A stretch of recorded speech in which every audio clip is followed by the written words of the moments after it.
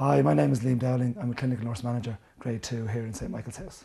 I actually started off as a butcher. I left school at 15, so then spoke to friends. I joined some voluntary groups, did some work with people with disabilities, youth clubs, that sort of thing, and I just felt this is where I want to be. So I did a childcare course in Bullally Street. That was a year mainly with children with physical disabilities, and then out of that then I decided that I wanted to do nursing with people with disability. I didn't want to just go into hospital and make people better.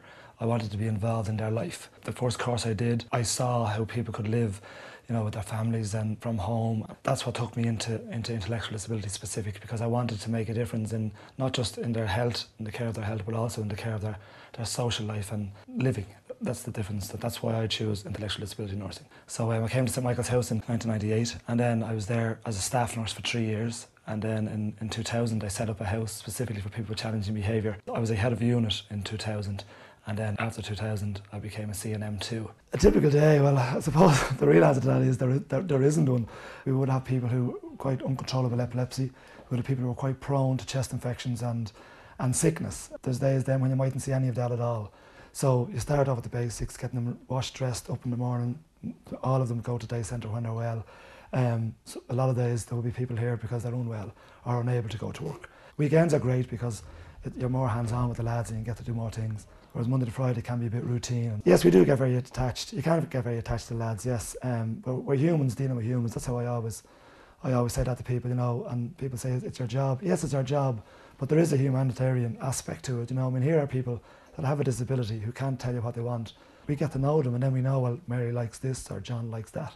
So Michael's House is, as I said, it's a very progressive organisation. Our philosophy is very much geared around O'Brien's 5 principles to practice. Recently we have been looked into a quality system, and it's the Council on Quality and Leadership was brought in from America. So each client in St Michael's House would have their own individual plan.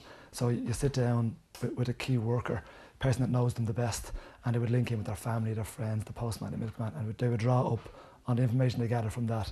We would draw up a plan for that person for the year based on 23 outcomes. Some of my colleagues have actually turned out to be my best friends. I'm now here 10 years, and I would say 3 or 4 of my best friends started off as work colleagues. I would say you'd have to have a sense of humour, you have to have a bit of fun, you have to be able to take a risk.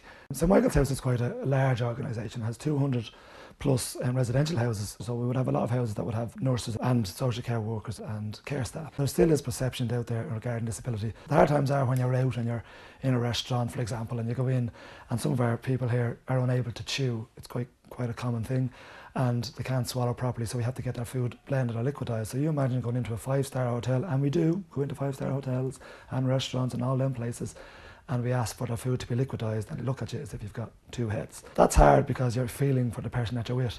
But then the nice part is that you're actually educating them and you're teaching them, and everyone will come in as a qualified nurse. They're a very progressive organisation, and we've linked in with the Open Training College, so we would actually send some of our care staff and social care workers on diploma degree courses in order for them to become qualified in social care. We also have links in with Trinity and DCU. If people are interested in the care profession, what I would say is talk to people. Do not be afraid. I was 24 before I realised what I wanted, so I can't imagine what it must be like for someone who's 16 or 17. It's a very rewarding job. I hired an aeroplane a number of years ago. Air Arran, 51 seats on the plane, we filled 50 of them. 24 people with disability, all profound, 6 of them in wheelchairs, people who can't talk, and we flew down to Sligo, and the fun was fab. And since that now people are going to Italy and France and Spain regularly. The average age of that group was 25, and it was their first flight.